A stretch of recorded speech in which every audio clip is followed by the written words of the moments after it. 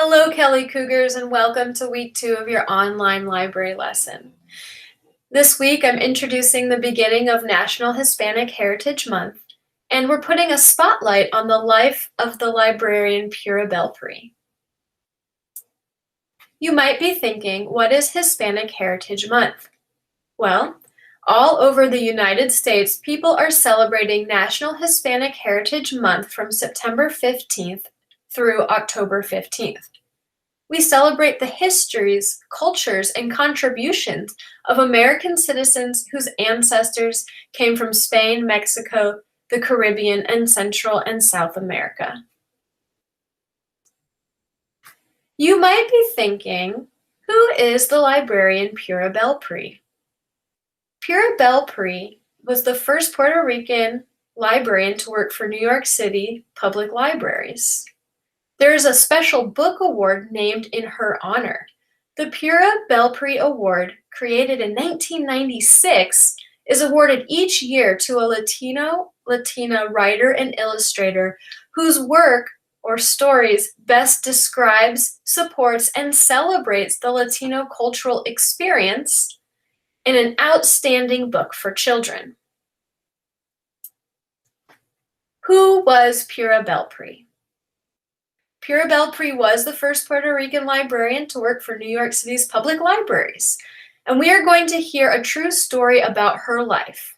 During the story, think about these questions.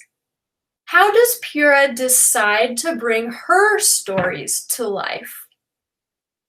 When she shares her stories, what languages does she use? Why do you think she speaks in more than one language? You can replay this video lesson to listen to those questions again and to listen to the read aloud again as well. Today's read aloud is brought to you by the author herself. I'm going to let her introduce her book and herself to you now.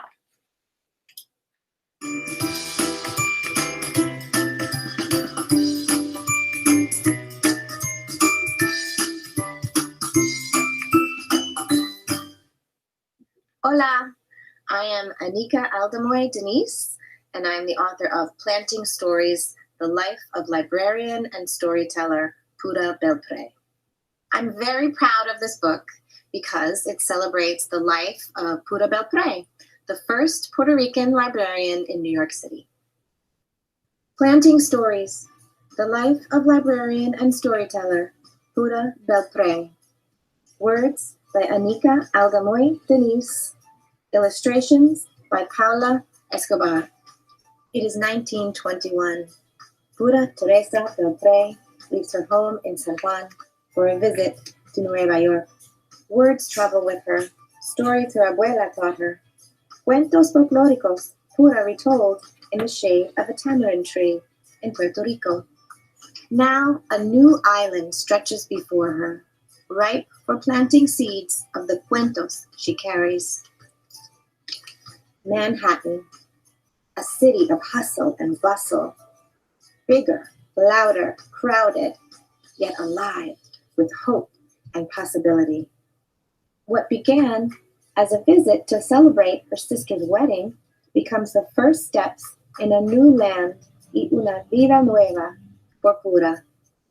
She works first in a garment factory, but it is cold floors and hard edges, not the soft, fertile ground where seeds take root. Then, a golden opportunity, una bendición. The library needs a bilingual assistant. Pura speaks Spanish, English, and French.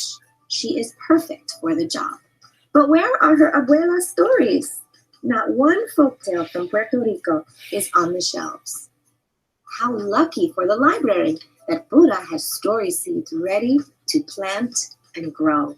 In the children's room, she lights the story hour candle and begins. Her eyes dance, her voice sings. Pura's words paint a picture of a little house with a round balcony where Martina, a beautiful Spanish cockroach, meets Pérez, a handsome and gallant mouse. El ratoncito Pérez y la cucarachita Martina, A tale from the tamarind tree. When Pura's story is done, each child makes a wish on the candle, and with a wisp of air, whoosh, la vela is blown out.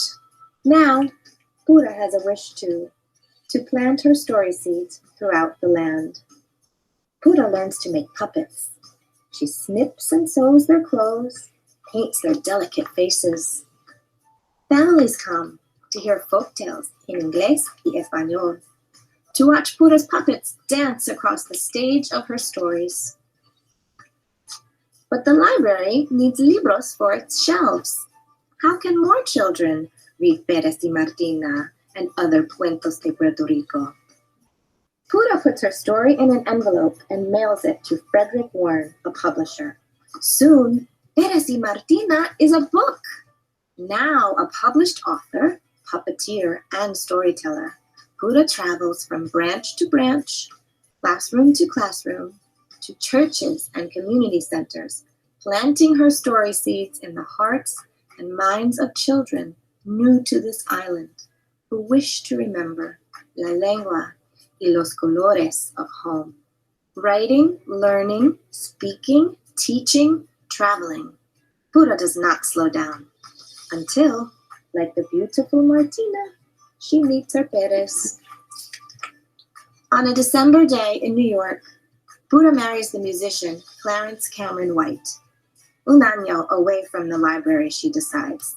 1 year to start a new life as a wife. But a year stretches on. Together, they travel to new cities. Clarence plays his music. Pura tells her stories. Tweet, tweet, tweet, tweet.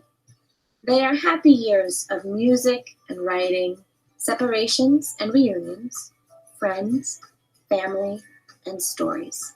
Always. Until, on a June day in New York, Clarence stops playing his music, and Pura's story must begin again. It is 1961. Pura returns to the library. There are others now, storytellers, who make puppets dance, who read Pérez y Martina, The Tiger and the Rabbit, Juan Bobo, The Three Magi, and many more of Pura's stories to the children. The seeds she has planted, the roots that grew shoots into the open air of possibility, have become a lush landscape into which she steps as though she has never left. The end. El fin. All right, now time for some reflection questions. After hearing that true story about the life of Pura Belpre, true stories about people are called biographies. I want you to think, how does Pura bring books about Puerto Rico to the library? Why is this so important? Why is the book called Planting Stories? You can share your answers with a member of your household. You can also post your answers in a voice recording or type them on this activity's posting. I have one extra activity for you to try out this week. Make a finger puppet and tell a story with your puppets, just like Pura would tell her stories in the library during story time. I'm going to play this video to walk you through the steps of making finger puppets.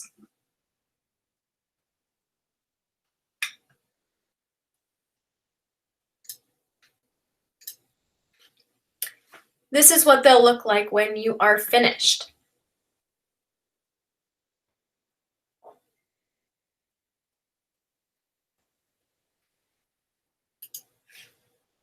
You start with a piece of paper and fold it the long way. You can tear or cut. Take the skinny rectangle, fold, tear, and cut again. You will end up with 5 square pieces. Take each square piece and use glue or tape. Roll them into a tube. Let the glue dry. When you're finished, you'll have a bunch of tubes, 5 tubes. Go back to the rest of your paper and draw the faces of the puppets you want to make. You can draw your own characters, animals, aliens. It could be a truck. You could draw your favorite book characters. This artist is making a cat, a sheep, a frog,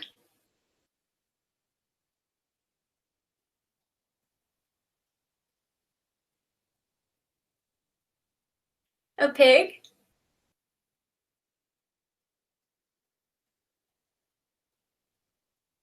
and what I think is an elephant. This is a good chance or time to color your puppets. Then you're going to cut out their faces. Get your tubes. Using a dot of glue or a little bit of tape, attach the faces of your finger puppets to the tube. You can also draw and color on the tube part, which becomes the body of these animals.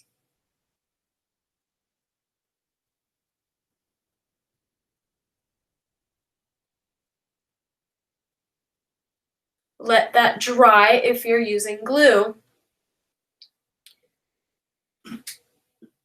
You can make different animals. I see a penguin and a Dalmatian.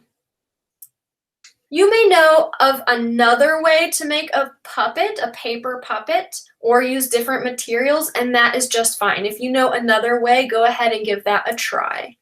And that's all for today. Until next time, Kelly Cougars.